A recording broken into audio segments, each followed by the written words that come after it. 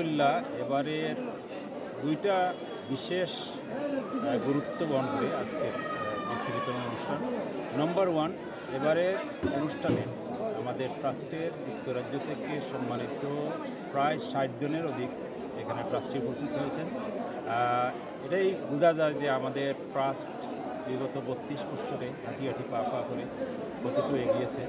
2 নম্বর, এবারে সর্ববৃহৎ এবং বড় বাজেটের বৃত্তি বিতরণ অনুষ্ঠান হতে যাচ্ছে, প্রায় 50 লক্ষ টাকা। মরহুম এম এ মান্নান সাহেবের ওনার একটা স্বপ্ন ছিল বিশ্বনাথে বৃহৎ পরিসরে শিক্ষার উন্নয়নে কাজ করার জন্য। আজকে সেই স্বপ্নটুকু ওনার বাস্তবায়িত হচ্ছে। আমাদের সম্মানিত সকল ট্রাস্টবৃন্দকে ধন্যবাদ জানাতে চাই।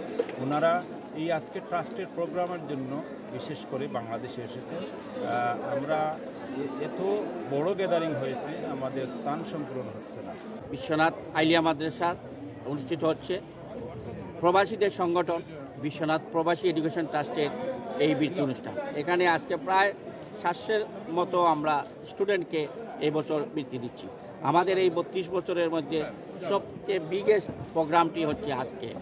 আমরা আজকে বিশেষ করে বর্তমান কমিটি আমরা সবার কাছে কৃতজ্ঞতা প্রকাশ করছি যে প্রচুর সংখ্যক ট্রাস্টিরা এই দেশে এসেছেন।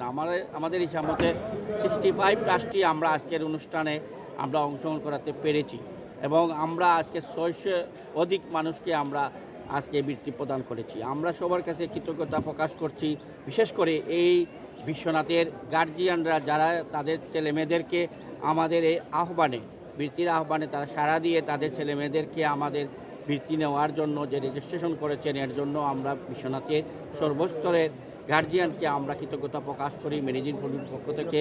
এবং আজকে যে সুন্দরভাবে সবাই এসেছেন গার্জিয়ান এবং তাদের ছেলেমেয়েদেরকে নিয়ে, এতে আমরা অনেক উৎসাহিত হয়েছি। আমাদের এই সংগঠনের কাজ করতে গিয়ে আমরা আরও স্পিরিট পাবো, আমরা আরও সুন্দর করে আগামীতে নিতে পারবো।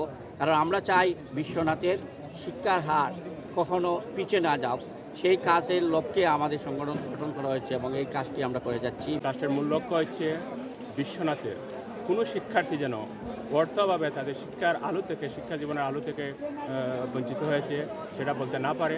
আমি বিশ্বাস করি বিশ্বনাথ প্রবাসী এডুকেশন ট্রাস্ট বিশ্বনাথের পিছিয়ে পড়া শিক্ষার্থীদের শিক্ষার আলোয় আলোকিত করতে অগ্রণী ভূমিকা আজকের মতো আগামী দিনও রাখবে।